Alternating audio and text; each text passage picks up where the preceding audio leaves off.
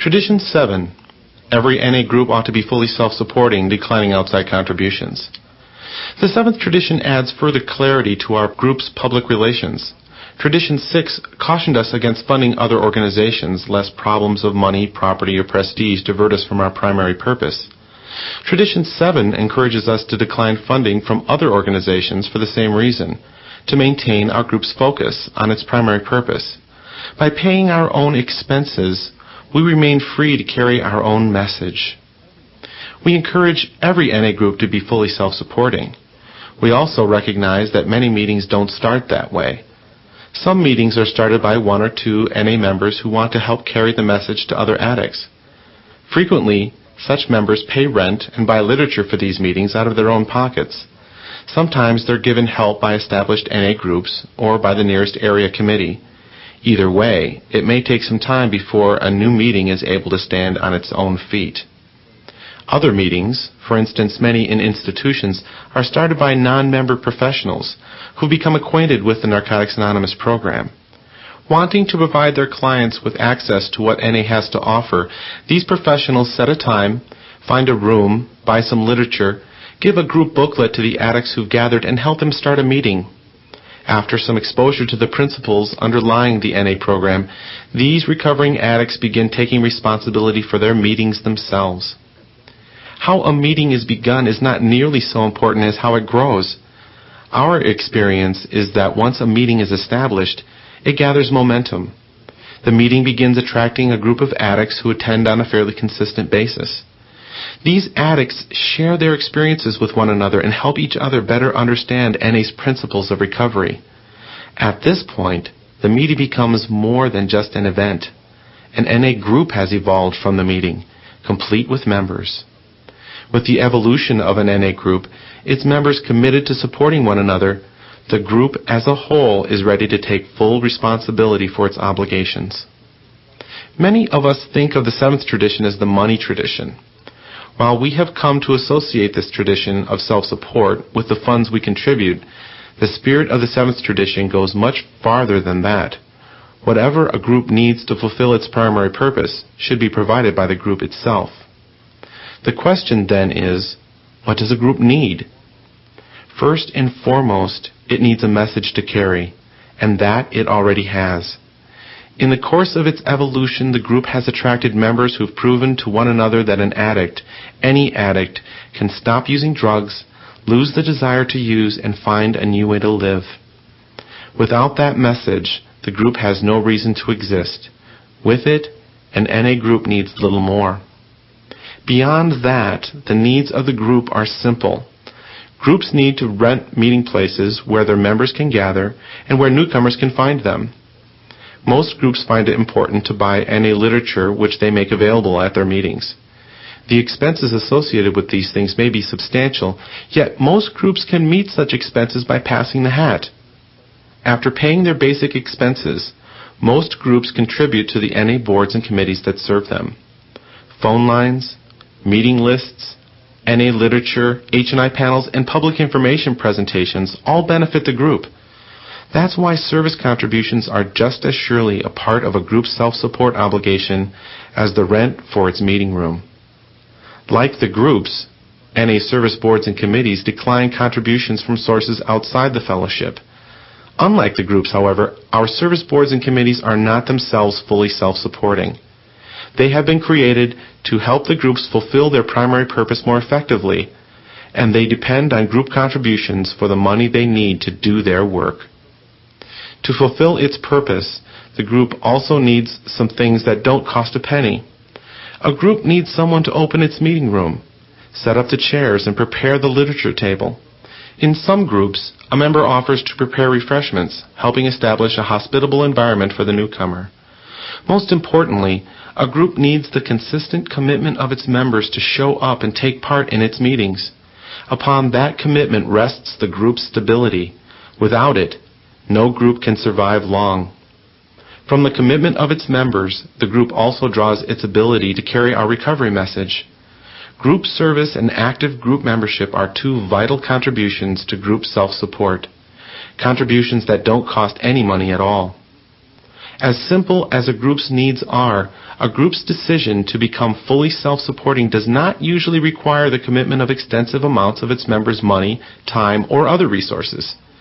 If a group is having problems sustaining itself, it may want to ask itself some questions. What is our primary purpose and how do we fulfill it? What does our group need to fulfill its primary purpose? Have we confused our wants with our needs? When a group's sense of its needs have become unreasonable, the simplicity of the fifth tradition can help deflate those needs to their proper size. But what if a group is still unable to pay its own way, even after examining its understanding of the fifth tradition? Tradition 7 tells our groups that they should not seek outside contributions. But why not? What considerations keep us from seeking money outside the NA fellowship? First, the group will want to consider its identity as a part of the fellowship of Narcotics Anonymous. Recovery in NA is very different in a number of ways from our using. When we were using, many of us took whatever we could from whomever we could, as often as we could. Our group's decision to become fully self-supporting, declining outside contributions, reflects the new way our members are living in recovery. Rather than taking what we want or need from others, we are paying our own way. The group will also want to examine its identity as a group. When we were using, most of us looked out for ourselves and ourselves alone, not giving any thought for one another's welfare. An NA recovery group, on the other hand, is founded on its members' commitment to one another. Many of us have tried to find a way of making it on our own, but without success. We found we need one another to survive and to grow. The NA group is both the expression and the fulfillment of that need we have for one another's support. An NA group reinforces the solidarity of its members and the foundation of their continued recovery by declining outside contributions. All right, we say, our group has made a commitment to become fully self-supporting, but what if the money we collect from passing the hat still isn't sufficient to meet our needs? What if we sold some t-shirts or jewelry to raise some cash, or held a dinner and asked for a donation at the door? Perhaps the energy our members put into such activities could be turned into the money we need to pay our bills. On the face of it, there doesn't seem to be any contradiction between the seventh tradition and these kinds of money-raising activities. Before engaging in such activities, however, the group might want to ask itself some questions. First, of course, is the question of need. For what purpose does the group seek these funds? We might also ask ourselves whether such activities intended to raise money to help our group carry the message might end up diverting us from carrying the message. Money-raising activities usually take a good bit of time to manage, time that might be better spent in fulfilling our primary purpose more directly. If fundraising activities are successful, bringing in more money than the group needs to meet its obligations, controversy over control of that money may well arise, distracting the group from its primary purpose. A group may also want to consider whether the atmosphere created by selling goods and services at its meetings might detract from the free, open atmosphere so conducive to recovery. By and large, our groups have found that the simplest, straightest path to full self-support is through the voluntary contributions of their own members. For this reason, we discourage groups from engaging in fundraising activities. If a group is unable to provide for its own needs from the contributions of its members, perhaps group members will want to consider increasing their contributions. In the same breath as we speak of this, however, we need also recall our fellowship's third tradition, which affirms that the only requirement for membership is a desire to stop using. Our membership, whether we are speaking of membership in NA as a whole or group membership, does not depend on the amount of money we give. Indeed, we aren't required to give any money at all in order to consider ourselves NA members. If our group has carefully examined its expenses, trimmed them to match only what it needs to fulfill its primary purpose, and still doesn't bring in enough money to pay its own way, the group's members will be left with some questions only they can answer for themselves, individually. What do I get from the group? Does my personal recovery depend on its survival? Am I able to give more than I've already given and still meet my own financial responsibilities?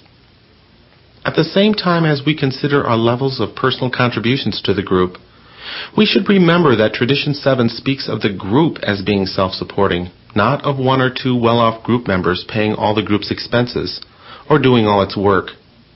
Later, in the chapters on Traditions 9 and 12, we will look at rotating leadership as a way to keep a group, service board, or committee from becoming a mere extension of one or two members' personalities. In the same way, the seventh tradition encourages the NA group as a whole to support itself, avoiding financial dependence on one member or another. We each do well in giving our part toward the group's self-support obligations without making the group overly dependent on our individual contributions. In the end, our individual decisions and group commitments are entirely up to us, because we are the ones who have to live with them. However, certain lines from our white booklet, written in reference to the 12 steps, seem to apply equally to the observance of the seventh tradition. Indeed, to all the traditions.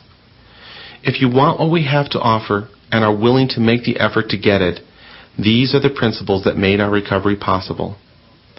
If we want what the group has to offer us individually, and if our group wants to reap the benefits associated with self-support, we will practice the principles that make those things possible.